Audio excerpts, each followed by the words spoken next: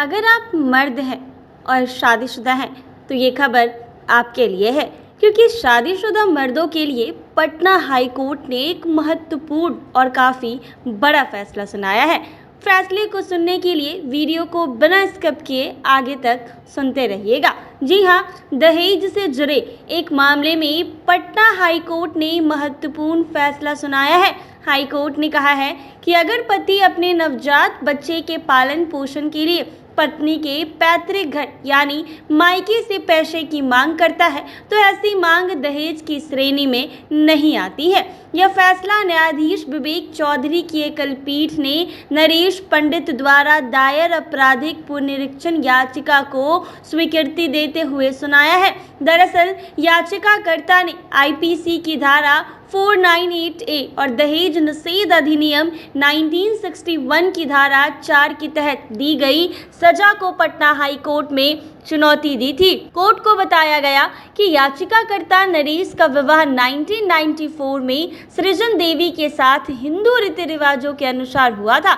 इस दौरान उनके 3 बच्चे हुए, 2 लड़के और 1 लड़की। पत्नी ने आरोप लगाया कि लड़की के जन्म के 3 साल बाद याचिकाकर्ता ने उसके पिता से बेटी की देखभाल और भरण पोषण के लिए 10,000 रुपए मांगे थे। ये भी आरोप था कि मांग पूरी न होने पर पत्नी को प्रताड़ित किया जा रहा था। मामले की जांच करने पर न्यायालय ने पाया है कि 10,000 रुपए की मांग शिकायतकर्ता और याचिकाकर्ता के बीच विवाह करने के विचार के रूप में नहीं की गई थी। इसीलिए यह आईपीसी की धारा 498A के तहत दहेज की परिभाषा के दायरे में नहीं आता है। हाई कोर्ट में पति नरेश पंडित के वकील ने दलील दी कि पत्नी द्वारा पति और परिवार के अन्य सदस्य के खिलाफ लगाए गए आरोप सामान्य और व्यापक स्वरूप के हैं।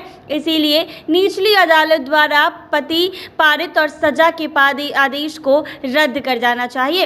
हाई कोर्ट ने सभी पक्षों को सुनने के बाद निचली अदालत के फैसले और आदेश को रद्द कर दिया है। अदालत ने कहा है कि अगर पति अपने नवजात शिशु के पालन पोषण और भरण पोषण के लिए पत्नी के मायके से पैसे मांगता है तो ऐसे मांगे दहेज निषेध अधिनियम 1961 के अनुसार दहेज की परिभाषा के दायरे में नहीं आती है। जी हाँ, तो कहीं ना कहीं शादीशुदा मर्दों के लिए काफी काम की खबर है, क्योंकि दहेज से जुड़े एक मामले में पटना हाई कोर्ट ने बड़ा फैसला सुनाया है। हाई कोर्ट ने कहा है कि अगर पति अपने नवजात बच्चे के पालन पोषण के लिए पत्नी के पैतृक घर यानी मायके से पैसे की मांग करता है तो ऐसी मांग दहेज की श्रेणी में नहीं आएगी।